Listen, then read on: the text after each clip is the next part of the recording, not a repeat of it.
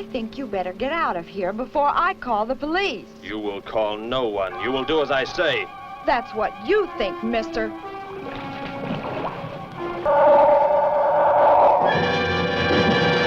I think there's a certain joy to be had in taking random walks through movie history. Not the kind where you watch a lot of classics, but the kind where you wander down the back alleys, watching movies that are, at best, only half remembered. It's generally pretty high risk, low reward, and a movie that features a gun that changes people into prop skeletons is going to be on the higher end of what you can expect. Sometimes you'll watch a relative gem like the Zsa Zsa Gabor-helmed Queen of Outer Space, go down an odd Wikipedia rabbit hole, and pretty soon you're watching the abysmal Voyage to the Planet of Prehistoric Women, a movie whose name writes a check that it absolutely cannot cash, being little more than a Soviet film recut and dubbed over into something nearly incomprehensible and painfully boring to watch. There are, of course, high points too, though generally closer to the mainstream of weird old movies. Your Barbarellas, your Escapes from the Planet of the Apes, your Logan's Runs, movies that walk a precarious tightrope of almost having an idea, but being too ridiculous or insane to execute on it properly. The gun is good. The gun is good! The penis is evil. It was through this approach to movie watching that I came across Death Race 2000. It is exactly what I'm always looking for. Borderline incomprehensible, tonally dissonant, and entertaining back to front. Coming in at a fleet 80-minute runtime, there is very little fat on this movie. It begins with the opening ceremonies of the annual death race for the year 2000. We meet the racers, get far less explanation than seems necessary, and 10 minutes in, we're death racing. We have a movie to make, and there's no time to bog ourselves down in a bunch of exposition. Why is there a death race? What is death race? Are those Nazis? All valid questions, none of them answered. You're just gonna need to figure it out as you go. Death Race turns out to be a cross-country race featuring 5 goofy racers competing to be the first to reach New Los Angeles while racking up points by killing civilians along the way. Teenagers now rack up 40 points, and toddlers under 12 now rate a big 70 points. Our main character is Frankenstein, a super popular racer who wears a mask after having been disfigured in prior races. Frankenstein!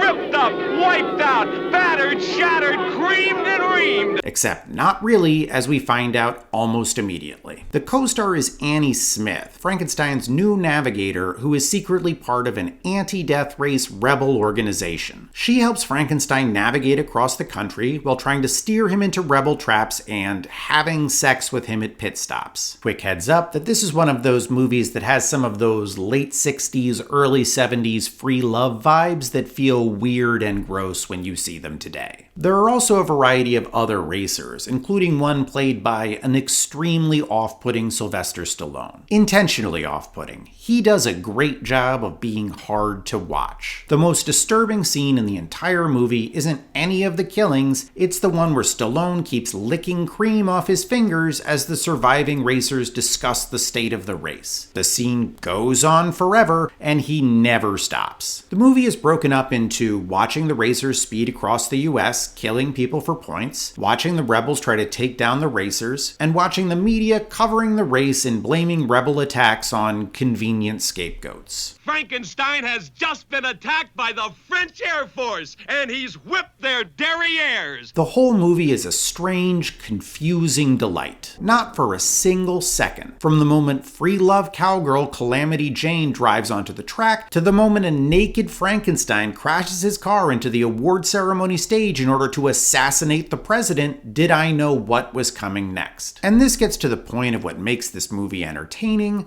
which is the world building. A lot of the fun of Death Race 2000 is that you go into it understanding virtually nothing about the world that we're watching. All we know is that there's this weird race, and everything else we learn as we watch the movie play out. And the world never really coheres. You never fully understand how or why it came to be this way, but that doesn't stop it from making a kind of sense and, more importantly, being entertaining. I love this movie. So much so that when I found out there were 5 additional Death Race movies, I was really excited. I generally end up watching modern remakes even for movies I don't particularly like because there's something interesting in watching the way a movie gets reinterpreted for modern audiences. Did you have mixed feelings about the overly long, oddly paced, but charmingly executed 1959 Journey to the Center of the Earth? Prepare to see everything you liked converted into cheap CGI in the soulless 2008 remake. Did you struggle to stay awake in the unexpectedly political 1975 Rollerball?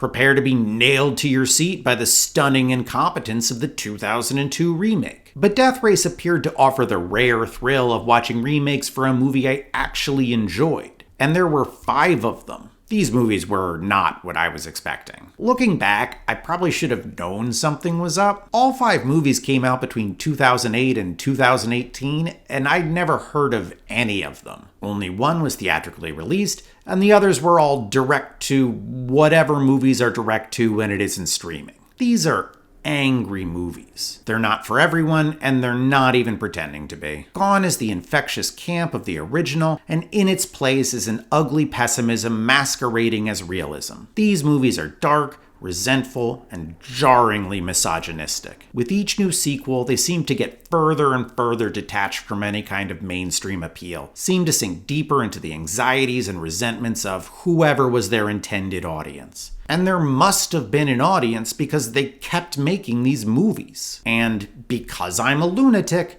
I found this fascinating. Not entertaining, these are bad movies, and watching them is an enormous waste of time. After the initial 2008 reboot, they don't even border on competence. But me, I couldn't look away. I thought about them for weeks. I talked about them with anyone polite enough to let me ramble on about a poorly done series of movies they'd never heard of. Honestly, it's kind of rare these days for me to be surprised by a bad movie. And these surprised me, and it made me want to understand why. So I spent a lot of time thinking about these movies, a lot of time breaking them down into their component parts. An unjustifiable amount of time, possibly. Trying to figure out exactly why I found these stupid, boring, mean-spirited movies so fascinating. Satan is my motive.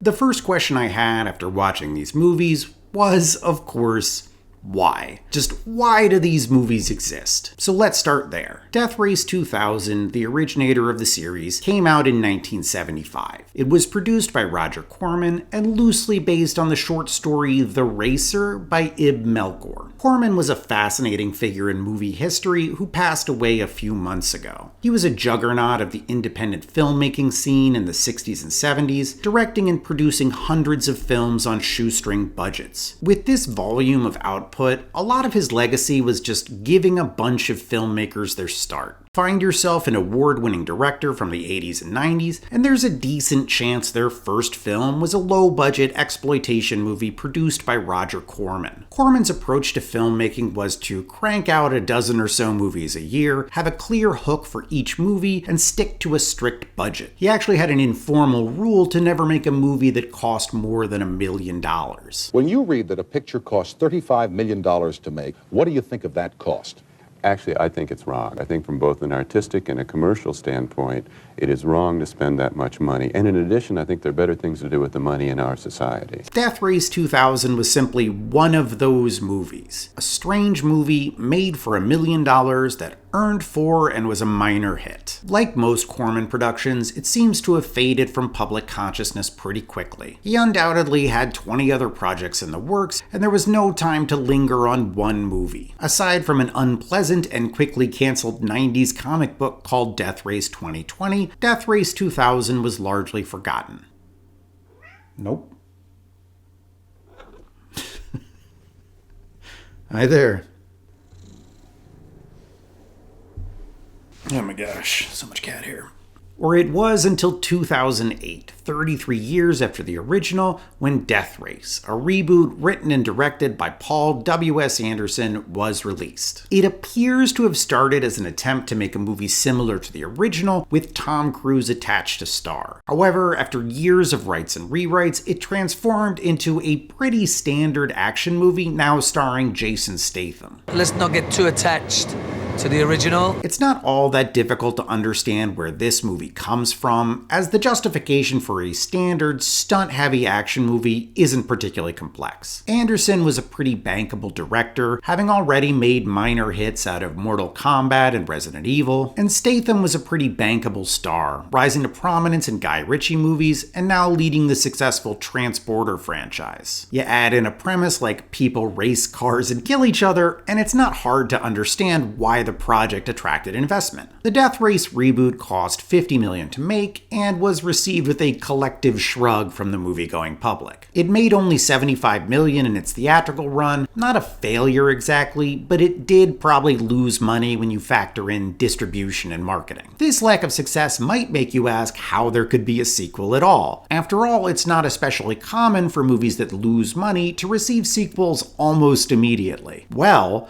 what if I was to tell you there was a bunch of leftover unused second unit racing footage from that first movie? And what if some of those original cars weren't destroyed? Because then, with a bit of creative editing, maybe you have half a movie on your hands. And then, if you don't care too much about quality, you can crank that sequel out for less than 10% of what the original cost. Did you consider that, you idiot? And this is the story of Death Race 2, which came out in 2010 and did not get a theatrical release. They gathered up the unused footage, scrounged up undestroyed cars, cobbled together a prequel script based on the opening scroll from the reboot, moved the production to South Africa, got a director that knew how to keep costs down, and cranked the whole thing out in 30 days. And the movie feels very much like what it is, which is a cheap rehash of the first movie. And there is a sense of declining quality infecting every scene. Every actor is just a bad imitation of an actor from the reboot. Like they tried to photocopy the first film and everything came out smudged. And the movie is sloppy. Shots where you can see the crew, shots they flipped by accident and no one noticed, shots that are obviously stock footage, just a distinct lack of care in the finished product, enough that it feels rough and unsatisfying even when you're not sure why. The production company behind this, Universal's direct-to-video arm, seems to specialize in making these kinds of cheap sequels that nobody asked for. I tried watching some to see what they were like, but after slogging my way through Tremors Shrieker Island, the 7th Tremors movie, which features Napoleon Dynamite and the dad from Family Ties facing off against preposterously bad CGI, I decided that even I have a limit. And that limit is 2 because I also watched one of the Sniper movies. Sniper something. It has a subtitle. I don't remember it. It's like one sniper's trying to kill another sniper, but then a third sniper's trying to kill him, and then a secret sniper comes in who turns out to be one of the sniper's dads who everybody thought had gotten snipered earlier in the movie. There's so many snipers in that movie. Sniper 15. Too many snipers. That movie sucks. Anyway, despite how terrible everything looks in Death Race 2, the plan for the movie must have worked because they apparently got the money they needed to do another one 2 years later. 2012's Death Race 3, Inferno, a sequel to the prequel to the reboot. They brought back the same core cast from 2 and the same budget-minded director, but this time there was no unused footage and all the cars were destroyed, so they had to do everything from scratch. I mean, sort of. Again, it was a huge budgeting exercise, so they did things like buy up cars from old Fast and the Furious movies, have the story take place in South Africa so they don't need to make it seem like the US, and skip things like hiring a decent scriptwriter or a competent editor. Despite being extremely similar to the last movie, this one must have done worse. Not because it's one of the worst written movies I've ever seen, but because it was 6 years before they could get another one made. So I assume 3 didn't hit expectations, or they would have just cranked out another one 2 years later. But no, we had to wait until 2018 before we could get the final entry in this series, Death Race, Beyond Anarchy. Death Race Beyond Anarchy is an actual sequel to the 2008 Death Race, the only one of these 3 direct-to-DVD follow-ups to take place after the reboot. This time they moved the production from South Africa to Bulgaria and got a whole new cast. Mostly new. This guy is still hanging around and Danny Trejo is still here, though he is on location on a different planet than everybody else in the movie. They only had him for a day and boy does it show. The closest he gets to any of the other characters is a phone call. They also got a new director in Don Michael Paul. Paul has directed a number of low-budget direct-to-DVD type movies, including Tremor Shrieker Island and Sniper whatever it was, but I mostly bring him up because he used to be an actor. Most notably, he acted in an actual TV show called The Hat Squad, about a group of adoptive brothers who all became police officers and all wear hats and dusters. That is the whole setup. You boys shouldn't fight. You gotta be different, like these 4 cops. They were known as the Hat Squad, and they wore hats and dusters as a symbol of that difference, and no criminal would mess with them. It lasted 13 episodes, though I could only find 8, of which I obviously watched all. It's a pretty tough watch, all misery and cheap sound stages, with this intense studio backing music playing behind every scene.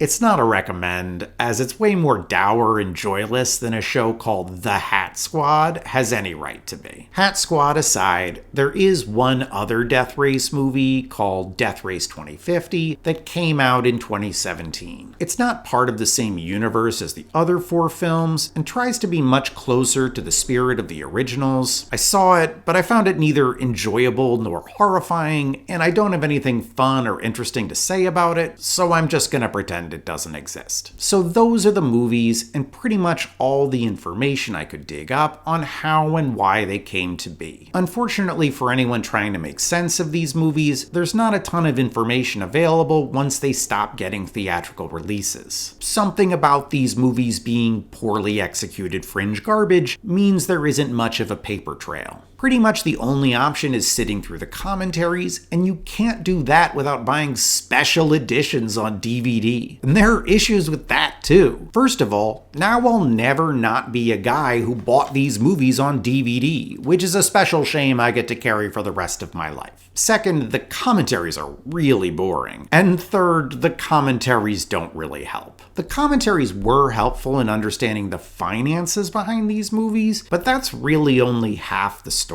That's the supply side, but what's the demand side? You still need to have someone to sell this garbage too, and the commentaries didn't help me figure out who that was. So to understand why these movies exist, there's still this lingering question about who these movies are for. And at the end of the day, the only way to figure that out is to dive into the movies themselves.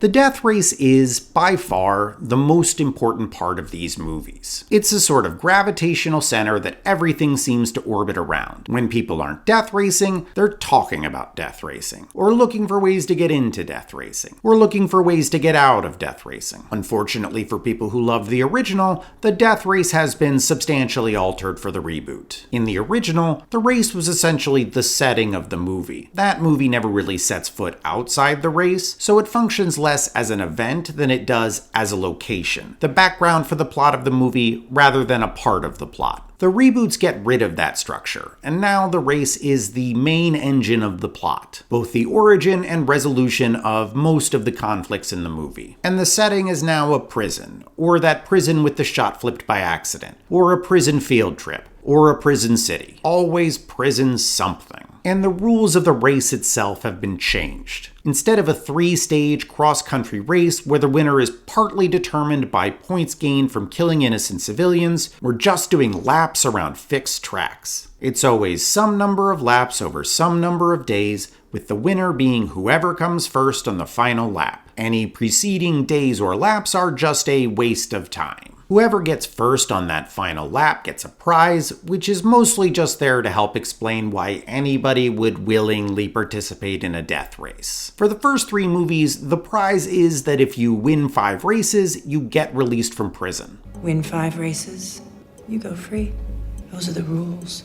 Not sure how they settled on a system where the best murder racer gets released back into society, but whatever, it never comes up. In the 4th one, whoever wins Death Race gets to be dictator of Prison City, which thankfully makes perfect sense. The points are also gone altogether, which is infuriating. I mean, sure, the points never made all that much sense, but, and I cannot stress this enough, who cares? The points were fun. A clean hit, a perfect hit, and no pain for the target. Too bad the guy was only 38. Just 2 years older, he'd have been worth 3 times the points. But these remakes hate joy and love trying to explain everything in their joyless world, so the points are gone. There is one thing the reboots add that the original didn't have: guns. The sole purpose of which appears to be making loud noises and adding a bit of fake tension to the racing scenes. I call it fake tension because the guns are surprisingly pointless. In these movies, cars are usually destroyed by missiles and are occasionally destroyed by obstacles, but not once in any of these 4 movies do bullets ever do anything more than cosmetic damage to these cars. Drivers are more likely to die in hand-to-hand combat during the race than they are to die from bullets.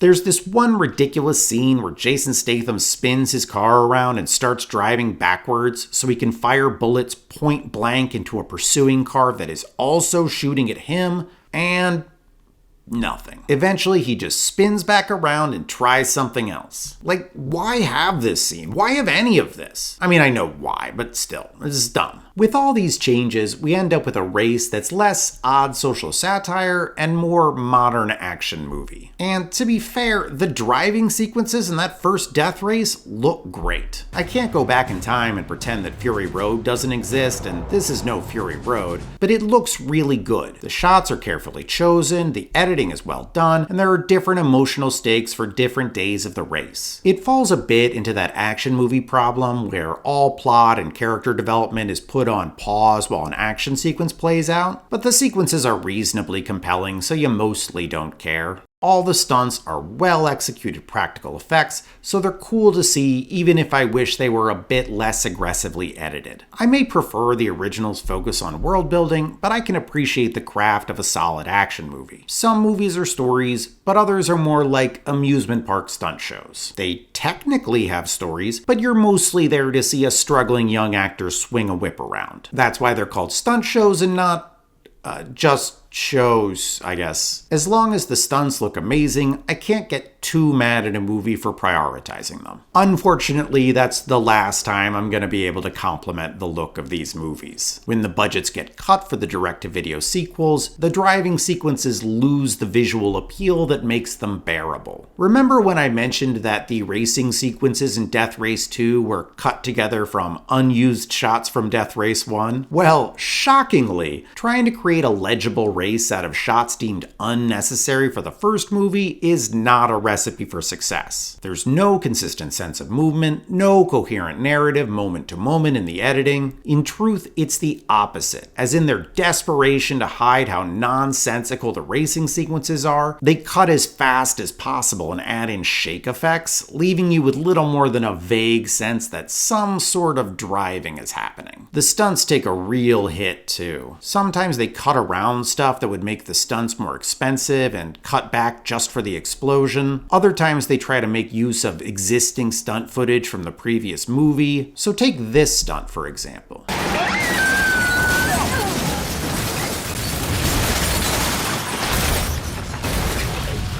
I'm pretty sure the rolling part of that stunt is actually from this stunt from the first movie.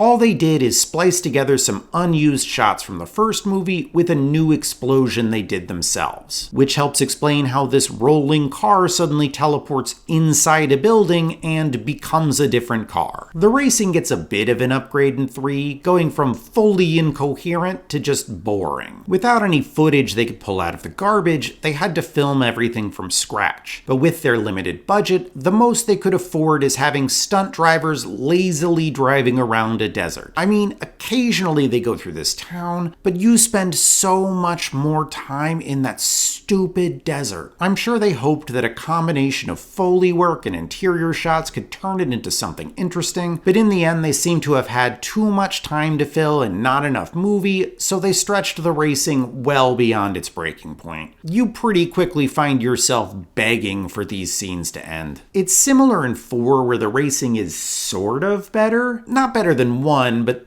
better than 2. They cut the race down to 1 day, so there aren't 2 pointless days before anything starts to matter. And the condensed format means you get more stunts in a shorter time, so that's pretty good. But then, towards the back half of the race, people stop dying in fun car explosions. Instead, they keep inexplicably getting out of their machine gun cars and wandering into the most obvious traps in the world, which is not what I'm looking for in my one death race in Death Race 4. As I said before, there's nothing wrong with having an action movie that focuses on action. I enjoy cars exploding for implausible reasons as much as the next guy.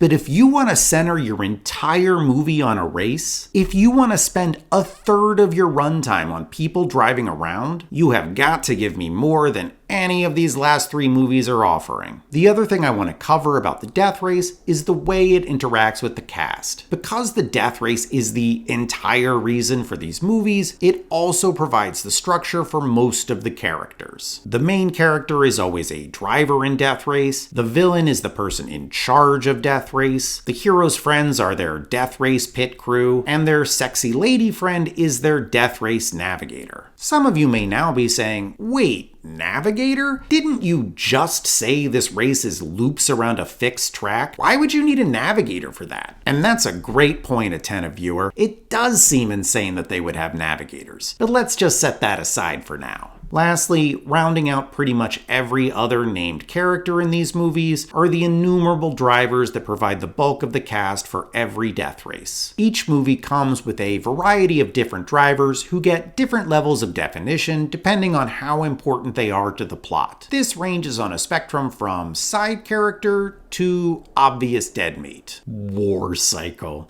It's just 2 people hanging out on a motorcycle, like... And even he is not killed by bullets, by the way. He's blown up with grenades. The one guy where it absolutely makes sense for him to get gunned down within 2 seconds of that race starting due to bullets flying everywhere. And even he doesn't die from bullets. But it is this spectrum from side character to dead meat that lets you know when in the movie they're likely to meet their ultimate end. Dead meats die first. Usually there's one central antagonist racer, a sort of mini-boss for the hero. They're not the main antagonist of the movie, that's never a driver, but they are someone the hero will have some degree of conflict with over the course of the movie before ultimately killing them towards the end of the race. This racer is a Nazi in 1, a Nazi in 2, a Nazi in 3, and a cop in 4. The choice to make it a cop in 4 is kinda weird because there's also a Nazi. Like, shouldn't that be the mini-boss? Then again, I'm not fully convinced that the 4th movie is anti-Nazi. Sometimes you get a friend racer as well, who is typically befriended when the hero elects not to murder them during the race. And they'll offer a bit of support resolving subplots, though the only movie that gives this friend any level of characterization is the first one, because it is by far the most capably made. But the kind of racer you get the most of are the dead meats. The dead meats are barely characters and exist solely to die for the amusement of the viewer. Oftentimes they'll get no characterization at all beyond their racer name, which, starting in the second movie, is pretty on the nose in terms of telling you what these racers are meant to represent. These characters are there to provide cathartic deaths for the viewer to enjoy, and often seem chosen to appeal to things like the audience's racism. Chic. Their anger at the disrespectfulness of young people. Joker. Or their discomfort with changes in the conception of masculinity. Pretty boy. It kind of feels like the nicknames a boomer might give to the people they don't like at their job. The people that reported them to HR because they, quote, couldn't take a joke.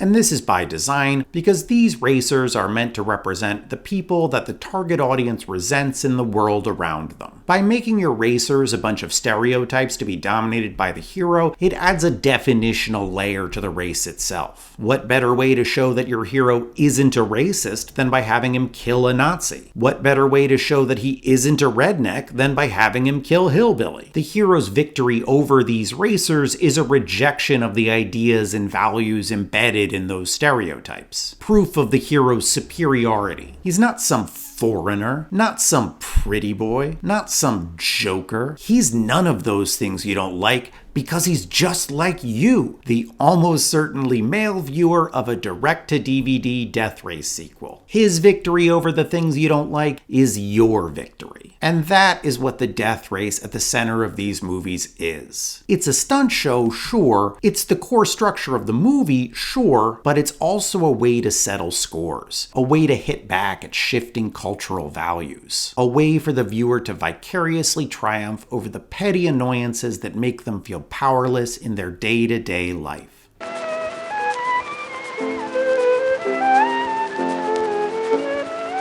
Having covered the Death Race, we can now get into some of the lesser elements of the Death Race movies, such as the plot. When you get right down to it, a Death Race plot has two main purposes. One, navigating the hero into Death Race, and two, ending the movie. Oh, they'll dress it up a bit, throw in some fights and act like there's more going on than there really is, something, Sean Bean making a sandwich. But by and large, the movies are just about a villain forcing a hero to race. It goes prisoner forced to race, prisoner forced to race, prisoner forced to race, and then in the fourth one, they mix it up a bit, and it's a prisoner that wants to race. Now, some of you might say, wait, that last one's not a conflict. It's just a person wanting to race and then racing. And you would be correct, it's not a conflict. Did you think that movies need to have conflicts? You were incorrect. Only good movies need to have conflicts. Bad movies can do whatever. So with villain makes hero race, we're pretty much done with the plot. We just need some reason why the villain elects to do this, and all of the movies have the exact same incredibly stupid answer to this question. Frankenstein, or someone who will become Frankenstein, is so awesome that they are essential to the success of Death Race. The audience wants to see Frank again. He moves them. You want to kill Frankenstein while the whole world watches? The audience will never forgive you. You will kill the fucking show. They follow Frankenstein. Without him, chaos. Oh, but also, they're completely unnecessary because Frankenstein is just a mask, so anybody can be Frankenstein. Frankenstein can't die. After all, he's just a mask. It's a man in a mask. I could have 20 Frankensteins around the globe. How would the fans know which one was real? He's just a mask. Anybody can wear the mask.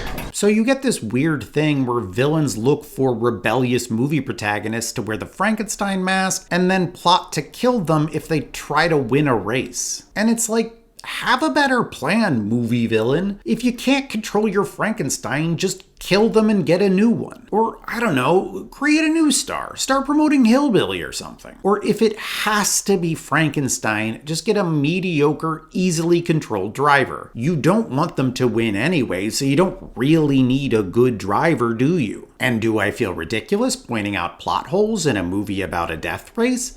Of course I do. But you try watching these movies an unhealthy amount of times and we'll see what kinds of unnecessary rants end up in your video.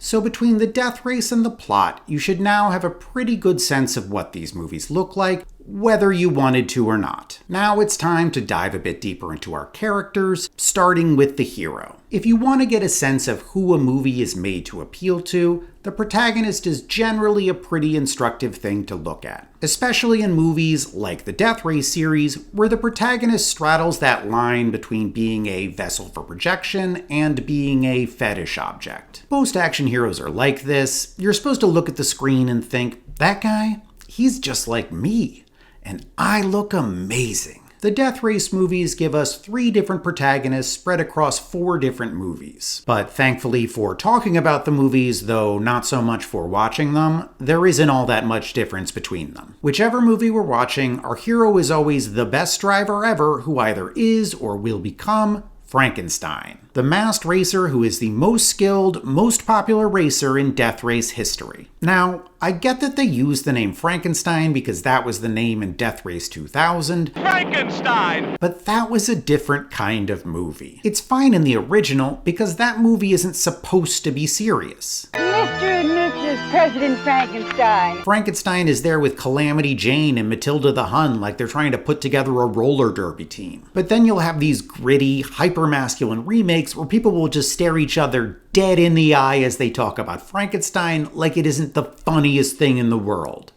Well, you forgot one thing.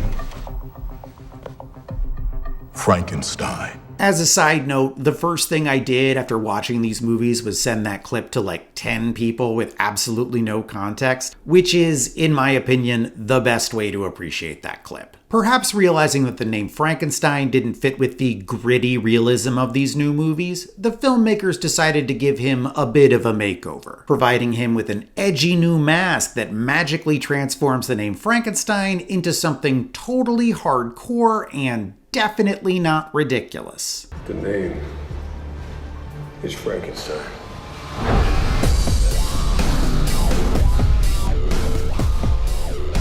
There's some minor variation in the setup for each character, but these differences do not translate into any differences of personality or values. They're all great fighters who don't want to fight, but won't hesitate to use violence if circumstances demand it. Stoic men with an extremely vague morality based around notions of honor and duty. And so on and so on. You know exactly what kind of character I'm talking about. The heroes never have much of an interior world, but once a movie they'll dedicate one scene to try and give them any emotional depth, and it's always hilarious. So who's Mary? My sister, Meredith. She died when I was in the service. Can't change it, so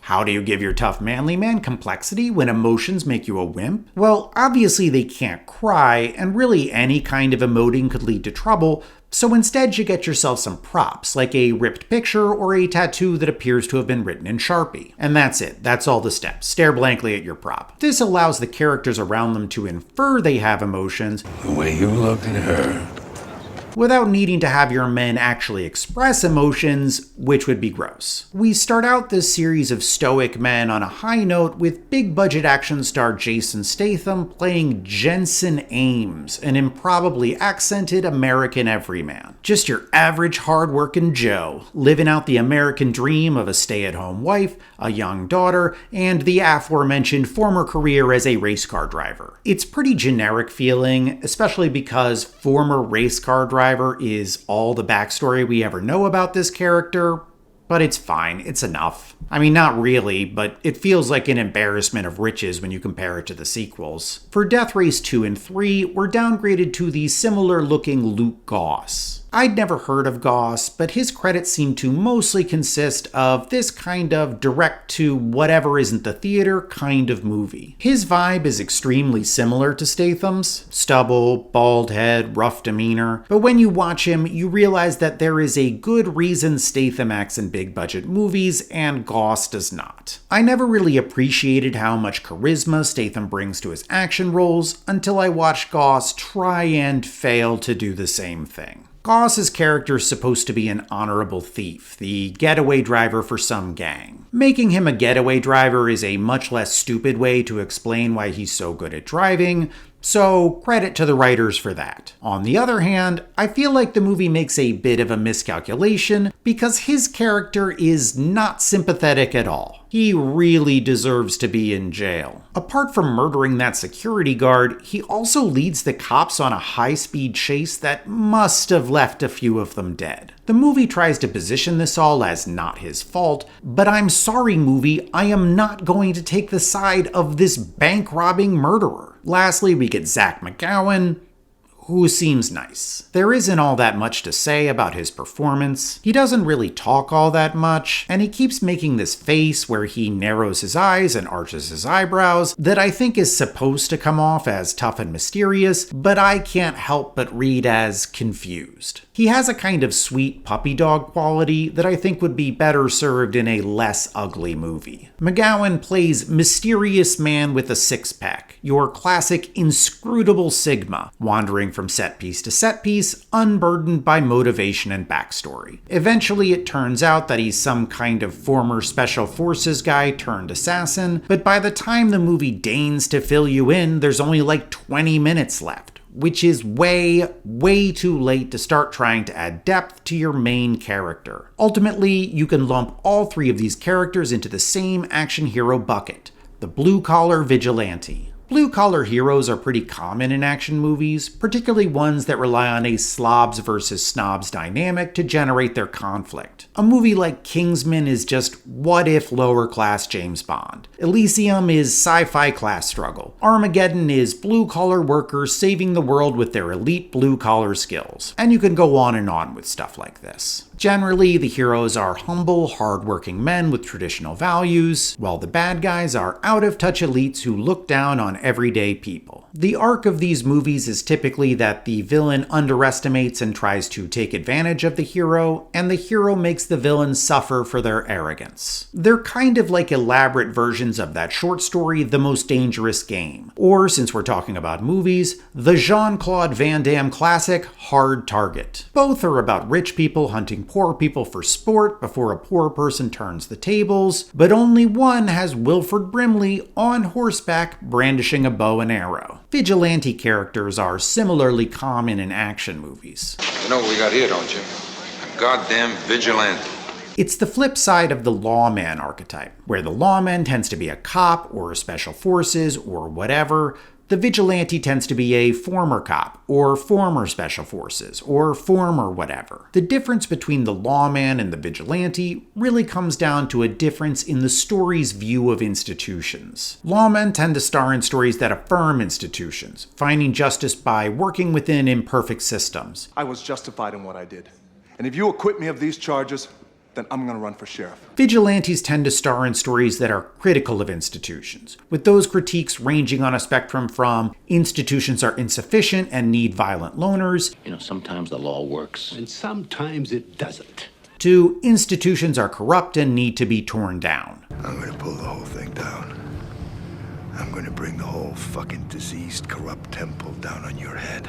The most iconic example of a blue-collar lawman movie is probably Die Hard, which has refined criminal Alan Rickman being taken down by hardscrabble cop Bruce Willis. A blue-collar vigilante movie, however, would be something like Jack Reacher, with former military officer, now vagrant Jack Reacher, stepping in to do the jobs the government can't. Each of the Death Race movies uses the blue-collar vigilante in a pretty traditional way. They do a simple slobs versus snobs between our hard-working, unjustly imprisoned heroes and the well-mannered and clean-cut leaders of the corrupt prison system. Yes, our heroes are all literal prisoners of a corrupt system. I'm not sure it counts as a metaphor when it's that on the nose. And all this tells you pretty obviously who the intended audience is for these movies. Not blue-collar vigilantes exactly, but men who are sympathetic to the symbolic economy around blue-collar work and vigilantism. Also, whiteness. Not just because all our protagonists are white, but because the perspective is also very white. You can tell this in part because we spend 4 movies in the prison system without even grazing up against the racial politics in play within the prison industry. The prisons are bad, sure,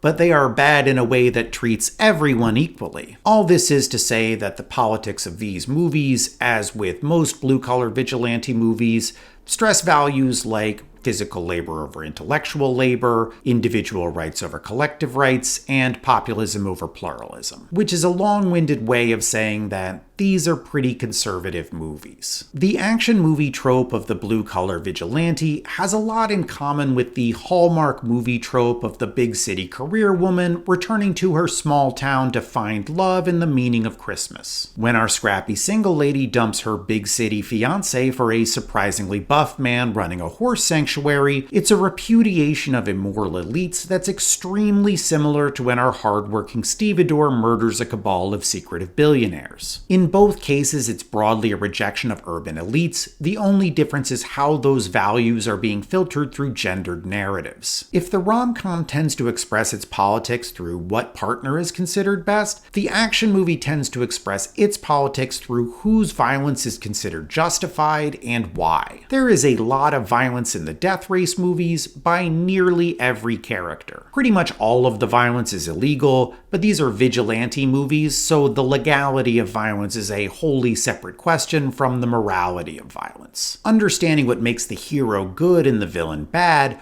or perhaps what makes some violence heroic and some violence villainous, is about understanding the values that are being contrasted. Those things that identify our heroes as being different from the villains are also implicitly the things that make them good. So to get the full picture, we need to turn to the villains.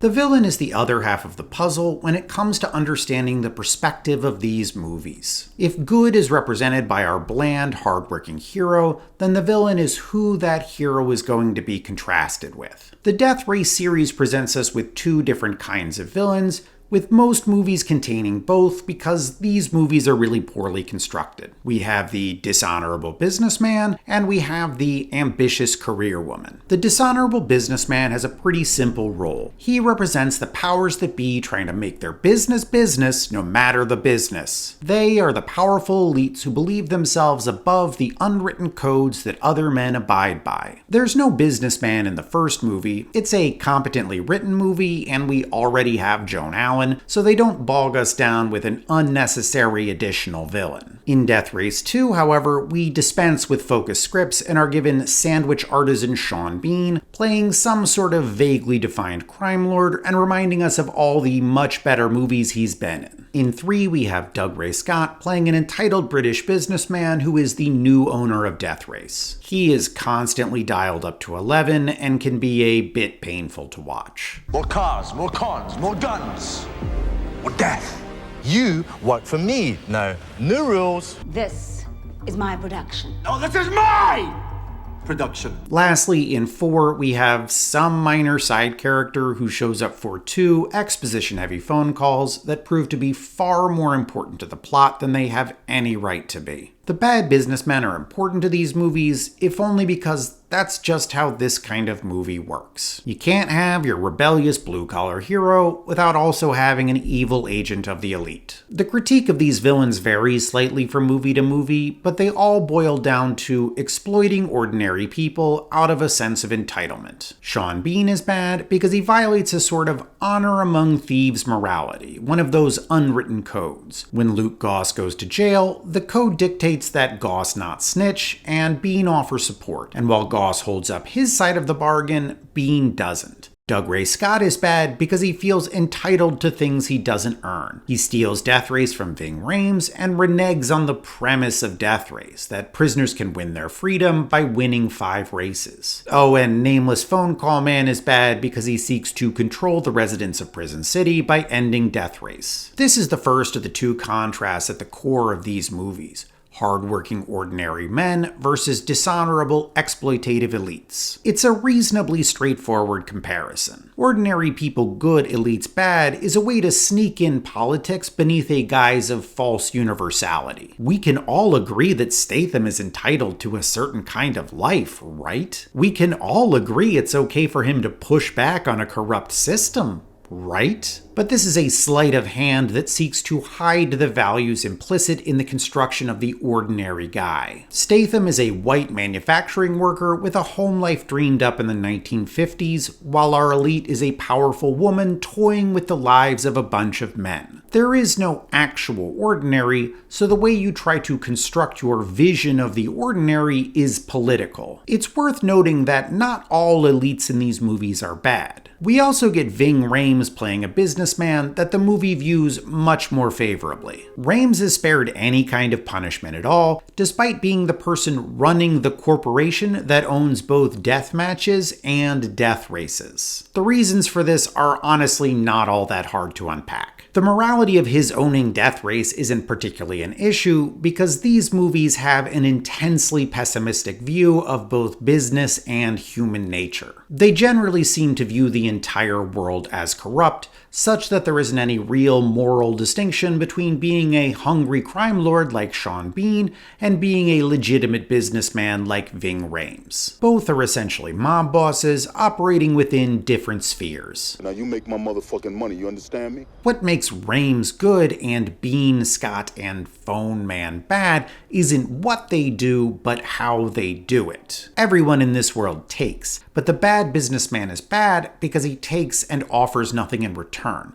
The good businessman is good because he takes but offers rewards. Sometimes it's a promotion, sometimes it's a new life, and sometimes it's a woman. You won.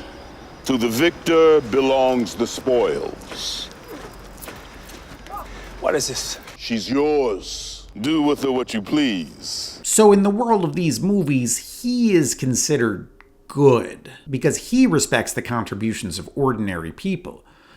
Ordinary male people. And that clip is as good an intro as any to one of the major themes of these movies: extremely aggressive misogyny, the primary target of which is our other villain, the ambitious career woman. The ambitious career woman is a much more prominent villain and shows up in every movie. From a purely practical perspective, the main purpose of any death race villain is to navigate the hero from their ordinary life into the death race. And generally, it's the career woman who's making that happen. Maybe they need to have someone murdered or threaten someone with murder, or maybe they're just in charge of providing color commentary for the motorcycle death matches, but they are the ones doing the hard work necessary to force the hero to be in a death race movie. In the first movie, we get Joan Allen playing the warden of the prison / person in charge of death race. She's just out there having a good time and chewing as much scenery as she can stomach. Fuck with me,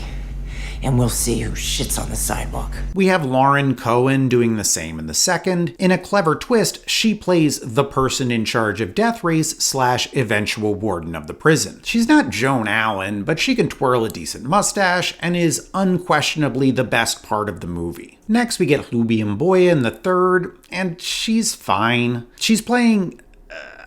honestly, it's not super clear. She's some kind of producer, though the movie can't be bothered to explain her character at all. She's generally partnered up with Doug Ray Scott, and both of them spend most of their time stationed in what is very clearly a half-finished set in an empty warehouse. 3 is a tough watch.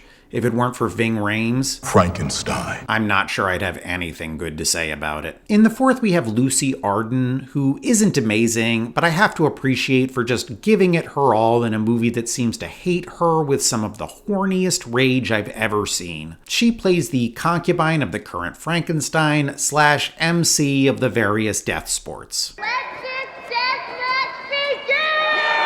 The career woman is something of a novelty in these movies for several reasons. The first is simply that they are a woman, as these movies never fully overcome the challenge of shoehorning women into a movie set in a men's prison. But beyond this, the ambitious career woman is notable for having any motivation and backstory, and for being fun to have on screen. No one in these movies is well written, but the ambitious career woman gets to be a bit cartoonish, which is worth a lot when you're stuck in what is a seemingly endless and joyless slog. Unfortunately, it is impossible to talk about these women without bringing up the extremely aggressive misogyny. These movies hate women to a pretty stunning degree. The first movie isn't particularly bad on this point. though it's tough to give it too much of a pass when its female characters are limited to woman who shorts Jason Statham on his paycheck, women sitting next to that woman, dead meat wife, kidnapped baby, nameless doomed navigators, a few guards, and the only two women to get names,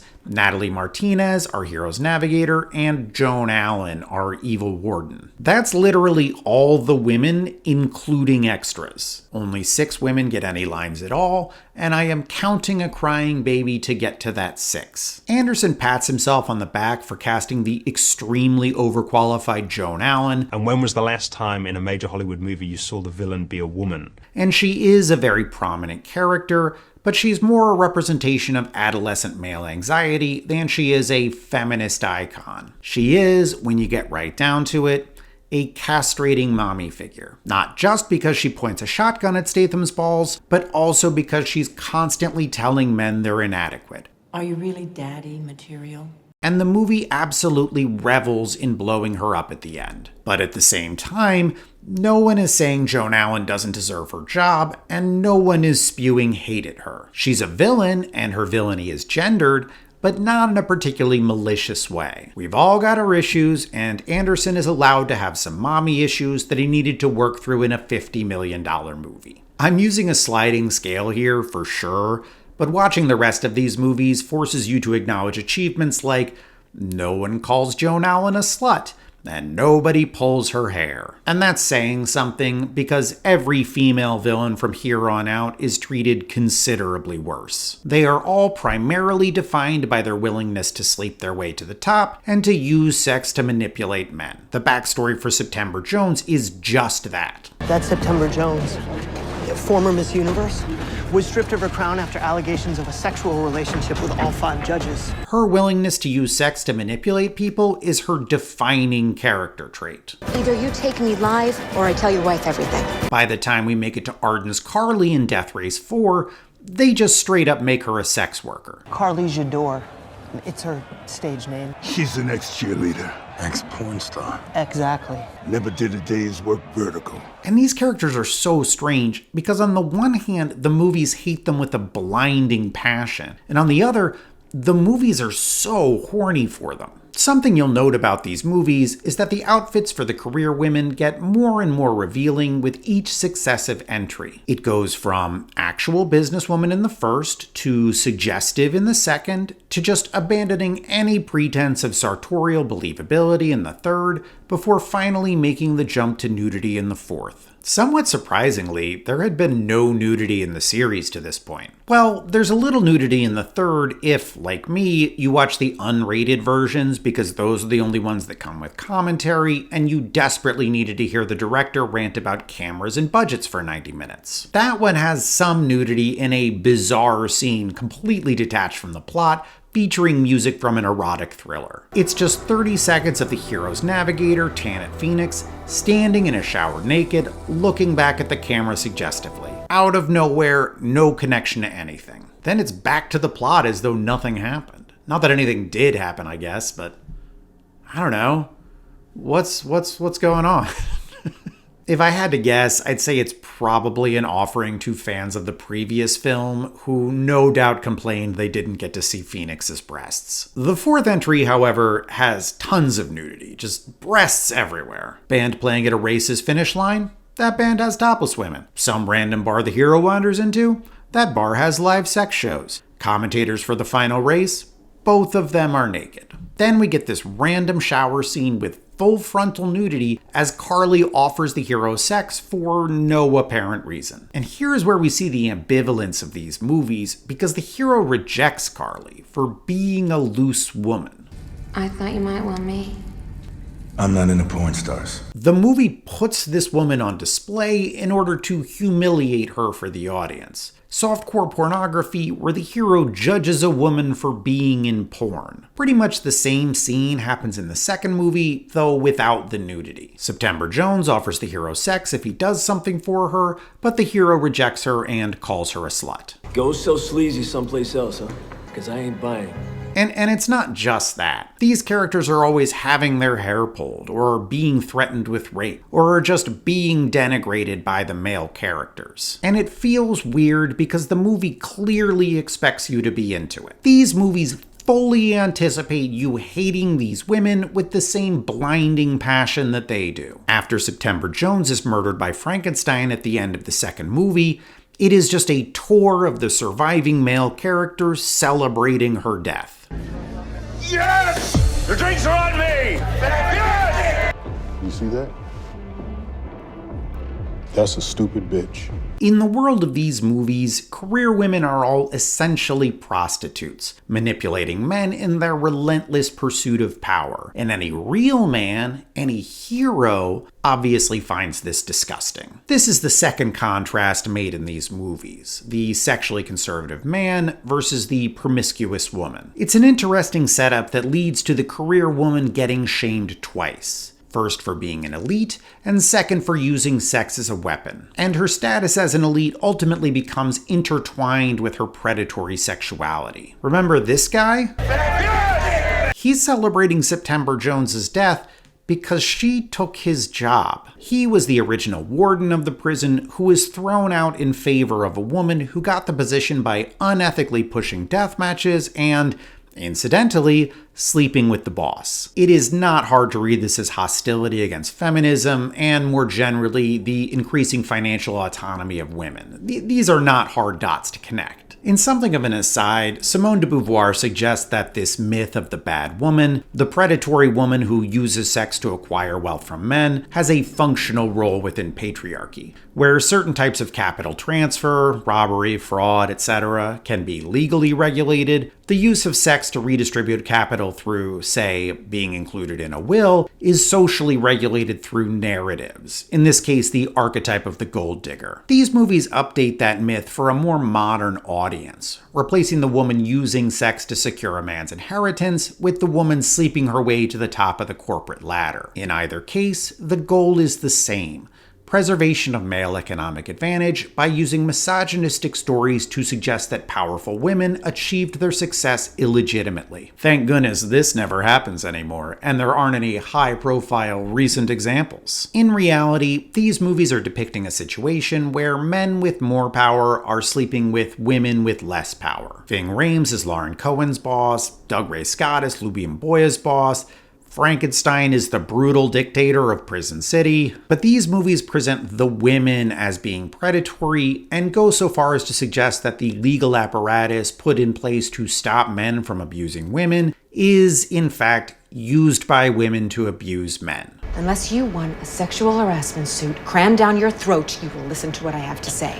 None of this is new, but it is surprising to see such raw examples of it in movies made so recently. And while it's shocking to see that hostility at all, even more so is how horny that hostility is, how much the rage and desire seem to mix into a pretty unsettling cocktail throughout these movies.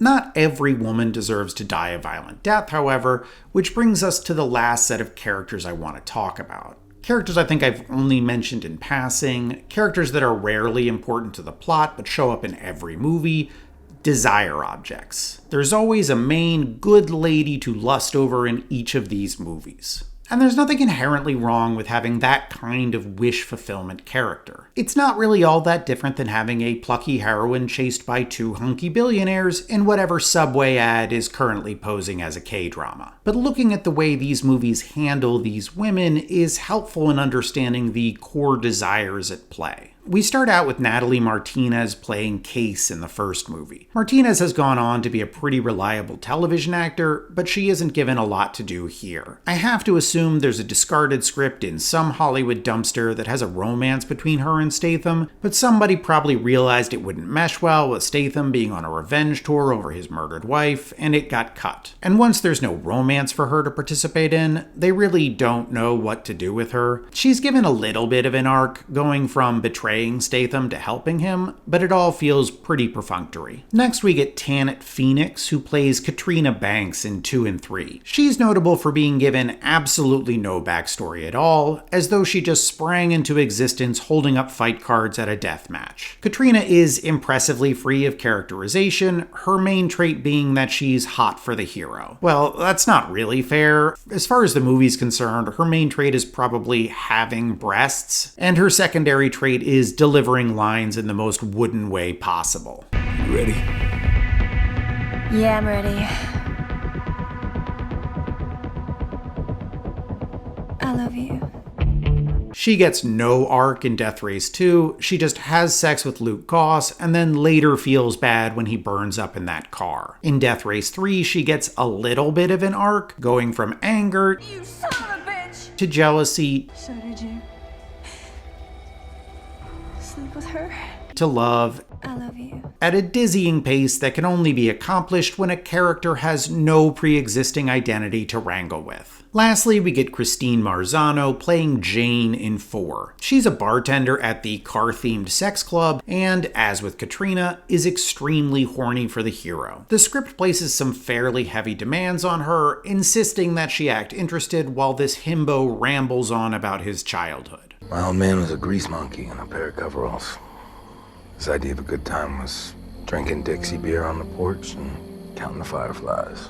I don't know what it is, but I have an easier time believing that Zach McGowan was a former military assassin than I do believing that he had an idyllic Southern childhood. Jane has an arc similar to Katrina. She's super horny for the hero, then gets angry when she finds out he's actually a government assassin, then I guess forgives him after Frankenstein is killed. Let's finish this race, Long Beach. That is Frankenstein's blood all over her face, by the way. It's not totally clear why she's mad, and it's even less clear why she forgives him, but that doesn't stop it from being the second best arc for a desire object in these movies. All of these women either are or will become the navigator for the hero who either is or will become Frankenstein. Which brings us back to that question I set aside earlier.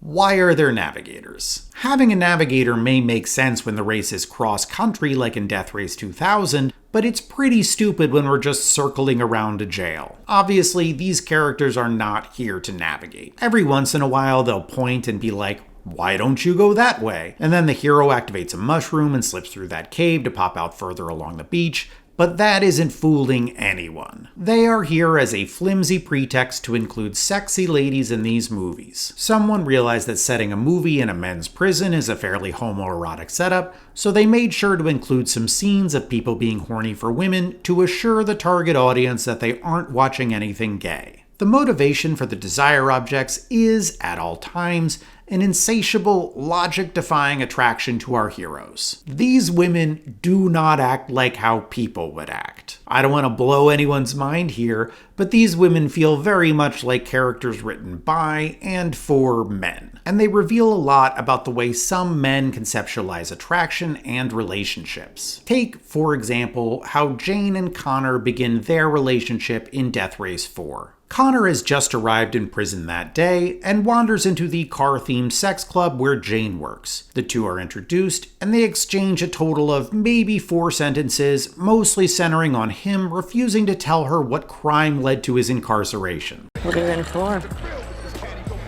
Doesn't matter. Does to me. I'm here because I'm here just like everyone else. Cool, no red flags there. After this, Connor is suddenly attacked by 2 men he nearly beats to death, he gets in a pissing contest with the dictator of Prison City, and ultimately heads off to that night's motorcycle death match with Danny Glover. After the death match, as he's putting his hat on, Jane rolls up and is like, Got a bottle. Could use some company. Hey, crazy drifter, wanna come back to my place? Now, maybe it's just me, but this feels like an insane choice from Jane. She's known this man for 5 minutes, most of which was a fight. In what world is it a good idea to let this guy know where you live, much less get drunk with him alone? How has she survived in Prison City this long? You know that Vanessa Hudgens movie, The Night Before Christmas? What am I talking about? Of course you do. But if you're pretending you don't, it's the one where a knight gets transported from medieval England into modern-day small-town USA. And this knight is wandering around, bugging his eyes out, getting hit by cars, and just generally acting insane. And when the police come to get him some help, Vanessa Hudgens is all like, no, don't do that. I'll just have him stay with me. It will be fine. And you're like, no, Vanessa Hudgens, don't do that. Because why would you invite this armed lunatic into your home? Jane's Choice reminds me of that, except it's worse because we're in a lawless prison instead of a small town obsessed with Christmas,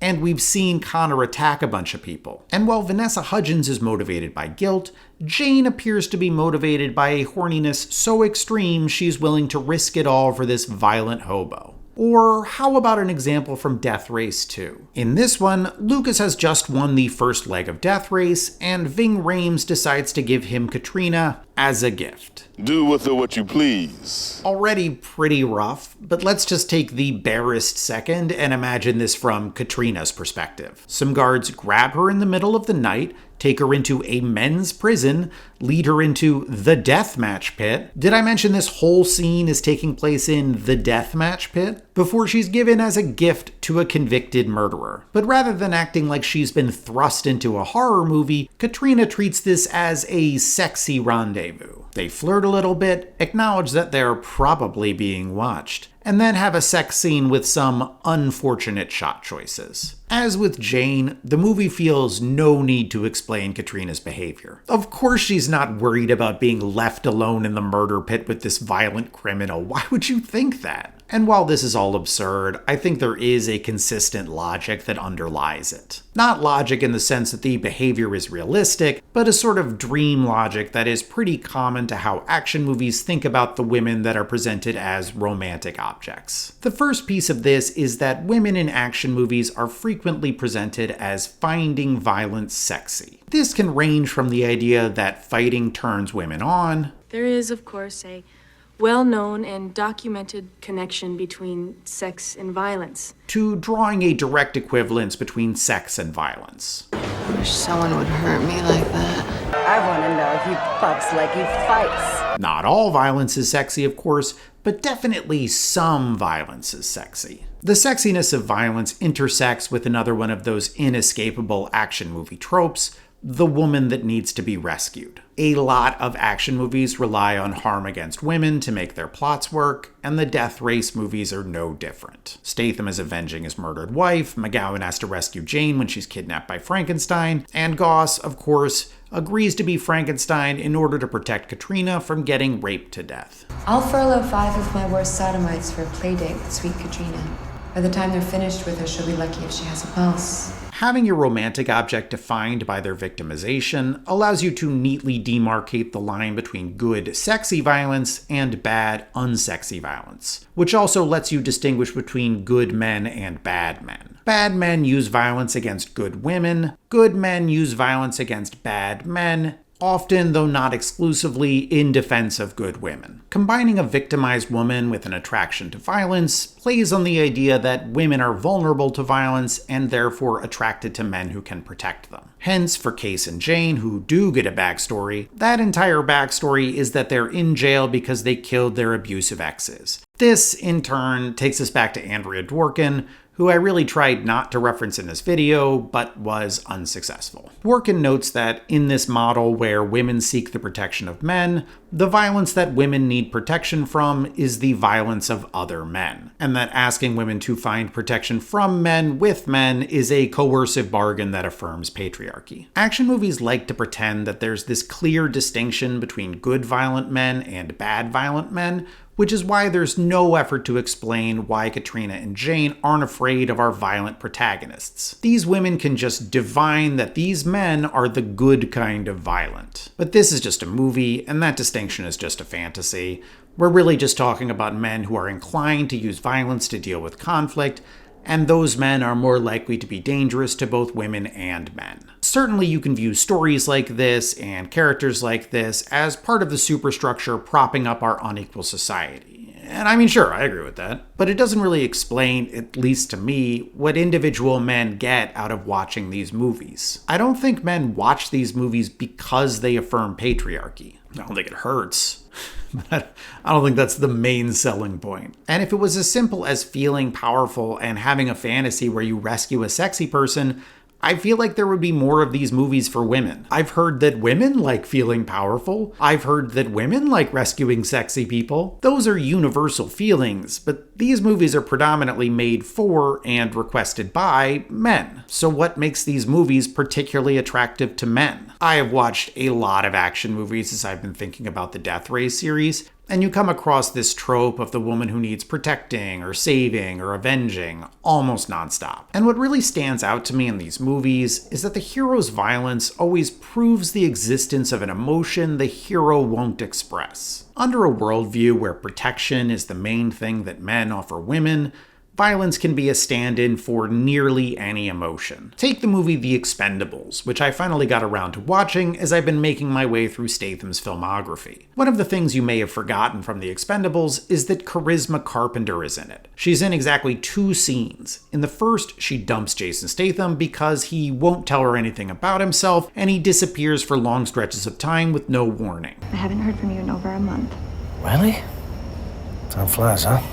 Women, am I right? In her second scene, Statham visits Carpenter and finds out that her new boyfriend gave her a black eye. So he puts her on his motorcycle, takes her down to her boyfriend's basketball game, and then proceeds to beat everyone up. The abusive boyfriend, along with like 5 other people who don't appear to have done anything wrong apart from trying to stop this maniac from assaulting people in a public park. Statham's behavior is objectively insane, but we're not supposed to find it terrifying, we're supposed to find it heroic, laudable. We're supposed to view this rampage as an act of love. His attack is meant to communicate to us how much he still cares about Carpenter, even though she heartlessly dumped him for being a terrible partner. I'm not perfect. You should have waited. I was worth it. And that's how it always is in these action movies. In Cold Pursuit, Liam Neeson kills a bunch of people to show how much he loved his murdered son. Sure, maybe he knew nothing about his son's life, and yeah, his wife doesn't get it, but do you see that body count? You can totally see how much he cares. Or Nobody, where Bob Odenkirk proves to his family that he's somebody worth respecting by going on a barely provoked rampage. Or Taken, where Neeson proves how good a father he is by carving a path of destruction through his daughter's kidnappers. Or Faster, where The Rock shows how much he loved his brother by hunting down the people responsible for his death. The violence is always there to stand in for something else, usually love. And the Death Race movies do this too. Statham sure loved his wife. Look at the way he murders his wife's killer. Gosh sure loves Katrina. Look at how he agrees to murder people to save her. McGowan sure loves Jane. Look at the way he doesn't blow her up. Let's see if your boyfriend's ready to bury you. Don't do it. Let her go, Connor. That skinny bitch ain't never coming back. I said don't do it. God, I have watched so many action movies as I've been doing this, and it is just exhausting watching movie after movie about a man who refuses to communicate with his partner, going on a killing spree to demonstrate his love. It would be amazing if some action hero could just show emotions instead of stoically filtering them through violence. But I think that's what men get out of these movies, what these movies offer to men, is access to these emotions without needing to deal with them openly. In The Will to Change, Bell Hooks wrote that there is only one emotion that patriarchy values when expressed by men.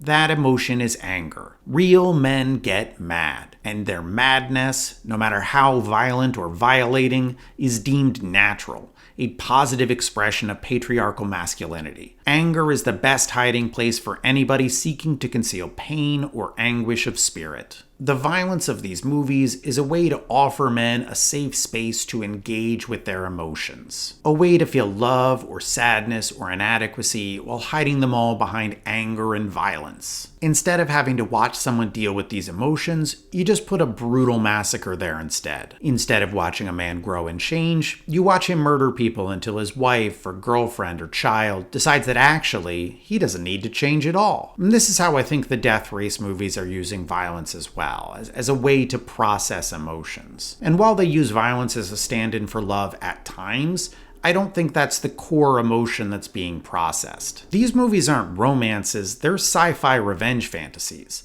The heroes do get love, but it's not what they were after. So to tie this thing together, to finish this whole thing up, let's talk about the setting.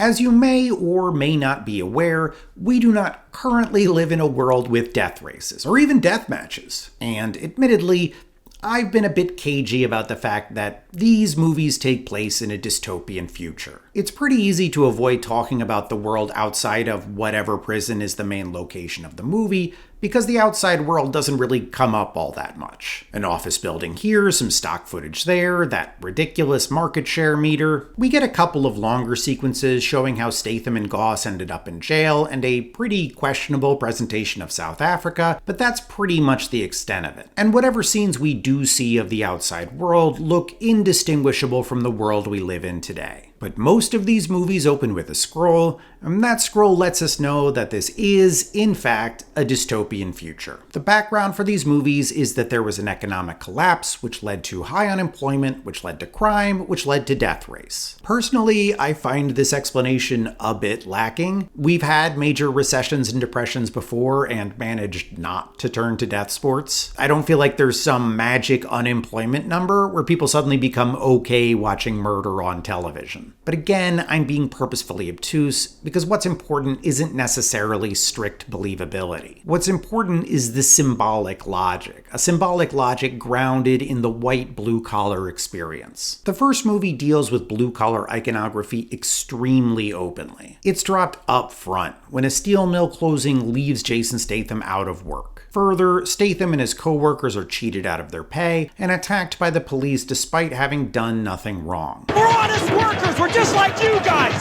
What the hell are you doing here? That is the setting of the reboot. Good working men being robbed of their livelihoods by a hostile or indifferent society. And it is not a coincidence that Statham loses his wife and child the same day that he loses his job. Yes, from a plot perspective, his wife is murdered and his child goes into foster care when Statham is framed for that murder, but that's thinking too literally with the plot. Symbolically, it's a setup that draws on traditional gendered notions of the American dream, where every man can get a good paying job that allows him to support a family. When Statham loses his job, he loses his family. Statham is losing the life he earned in this uncaring world. It is taken from him unjustly, taken from him by the elites who rule over the prison where he now fights for his survival. She was my chance of something else, and that bitch took her away from me.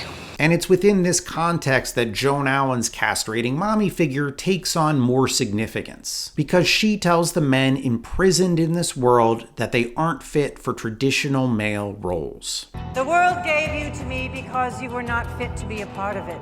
You were not fit to be husbands.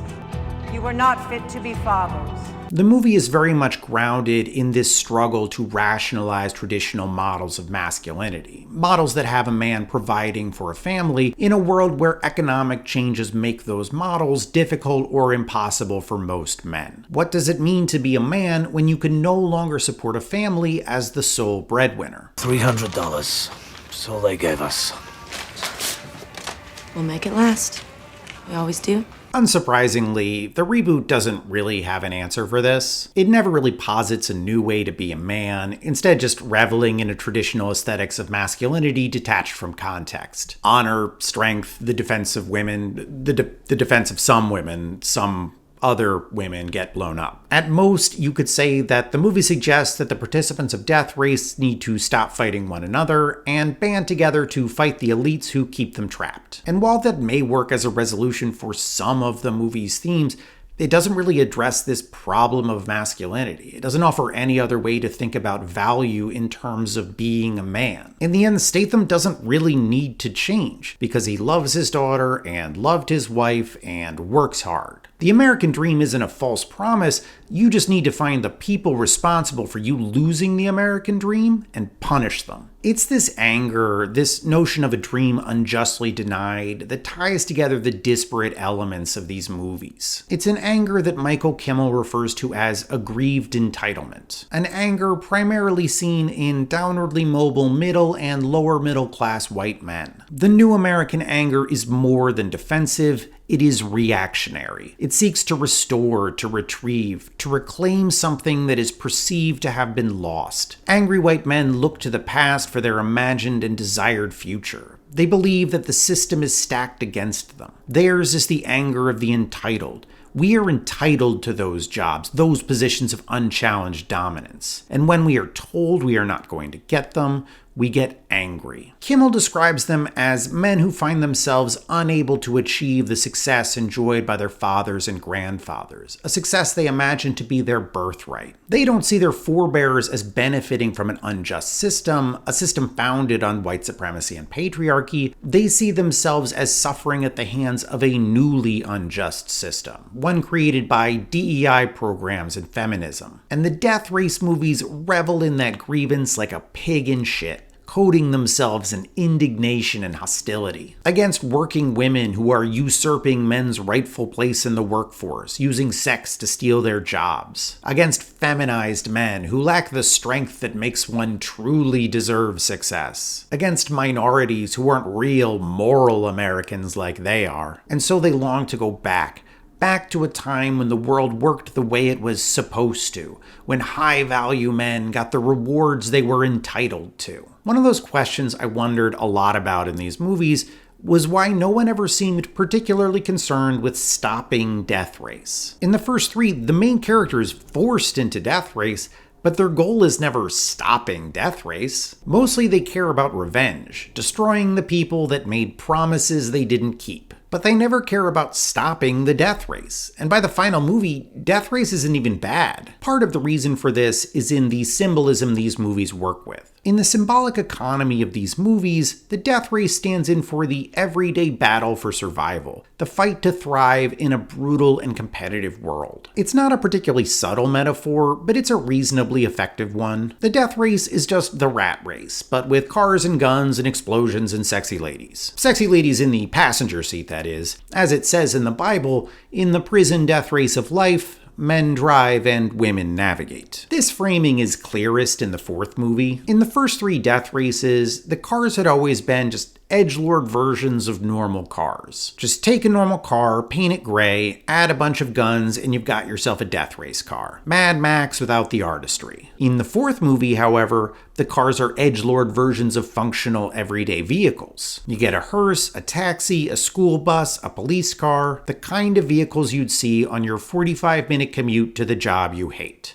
But extreme. It's the aesthetics of a rural or suburban existence reinterpreted through the lens of violent struggle. Instead of a competition to succeed that plays out through slow days and years, maneuvering against coworkers, struggling to buy a house or pay for groceries, we're given one that plays out quickly and brutally, with clear wins and losses. It's not just a street race. It is who we are. The fourth movie is steeped in those same economic messages as the first. But now, instead of our prisoner being a person who lost their job at the steel mill, our prison is an abandoned factory town. Our characters are literally prisoners in a world created by the loss of manufacturing. The prison is also 138 square miles, which I eventually realized was an oddly specific number, and thanks in part to a large and rather heavy photography collection called Detroit 138 Square Miles, I realized that this was the size of Detroit. Detroit. A city essentially gutted by the decline of American manufacturing. A city whose landscape can, at times, seem a bit dystopian. That is the prison where this movie is set. Death Race 4 is the movie that finally gives up the game, finally lets us know that Death Race has never really been a problem. There's this idiotic scene where Frankenstein just philosophizes at the hero. There isn't much to it. Basically, the world is anarchy shaped by men with the will to power. What are your first impressions of the sprawl? Anarchy. Any more than the outside world? I keep this place from anarchy. For these movies, the issue isn't the race. The race makes sense because it organizes a society around a logic of competition and violence, a logic that is presented as inherently fair. Death Race gives anyone the opportunity to become king. Without that to inspire, we're nothing. To a rational person, this sounds incredibly stupid, because we've been watching a dystopia where people murder each other all the time. But I think for the intended audience, this makes sense, because there is a longing for the logic offered by Death Race. There's a kind of anime called isekai that I find myself mildly obsessed with. Isekai simply means another world, and the ones aimed at boys typically follow a boy transported to some sort of fantastical world. Oftentimes it's a boy who is unpopular or unfairly treated in the real world. And because most of these are power fantasies, upon being transported to the other world, they generally find themselves with some assortment of skills that makes them ridiculously overpowered. But what's interesting to me is the longing these stories seem to express, which is a longing for a world that operates under a different set of rules. They'll find themselves in a world where war is conducted through baseball, or where farming confers insane combat abilities, or where basic civil service knowledge leads to being crowned king. Yes, people often get insane powers, but more important, at least from my perspective, is that the hero is transported to a world where what they are already good at is what determines success. The vast majority of these isekai run on RPG mechanics, and what makes the hero overpowered is their familiarity with these mechanics. And these stories are often disgusting. They tend to devolve into harems, slavery, and brutal revenge fantasies. And I believe this is because they are stories of dissatisfaction about the way the world works. Stories that spring from a sense of alienation and fatalism about the world we actually live in. The fantasy isn't the power exactly, it's a fantasy of not needing to accept or adapt to the world. The heroes of these stories are unhappy, but in the end, they don't need to change. They don't need to do the work to adapt themselves to the world they actually live in. They're teleported or reincarnated or whatever into a world where their existing talents, their existing interests make them powerful, make them desirable, make them respected. The Death Race movies remind me a lot of isekai because there seems to be no interest in fixing the world.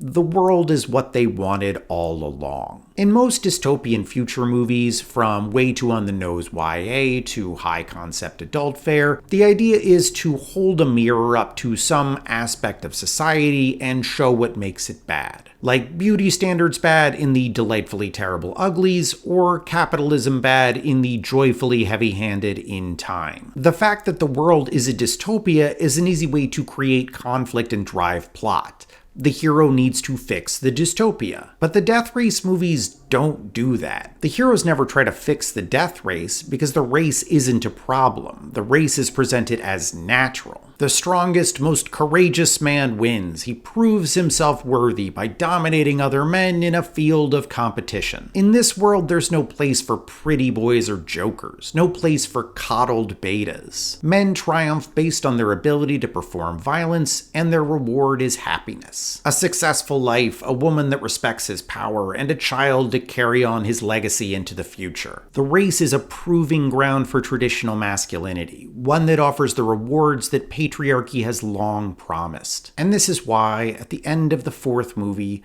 Connor chooses to stay in Prison City. Frankenstein is dead, Death Race is finished, he could go back to the normal world. But instead he chooses to stay, chooses to become Frankenstein, chooses to rule in a brutal world. He chooses to sustain the Death Race because Death Race isn't dystopian sci-fi, it is isekai. It is a hero being transported to a world that makes him powerful. But this is American isekai, so it's not RPG mechanics that govern the world, it's cars. Drive your car good enough and you get to be king. For the men these movies target, dystopia is a restoration. It gives them back a world where success is governed by strength, where strength is enough to earn admiration, enough to earn love. Connor chooses to stay in this dystopia because that's what these movies wanted all along.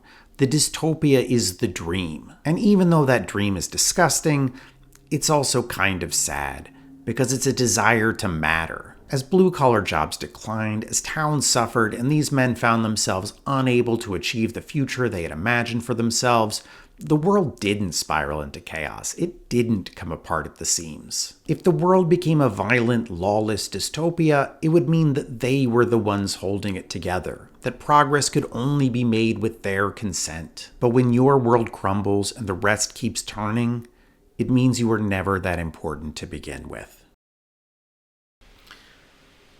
All right, so that was the Death Race essay.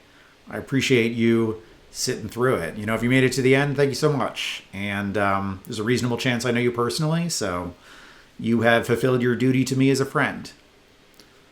Yeah, thanks for watching, and I will see you whenever I'm able to force another one of these out.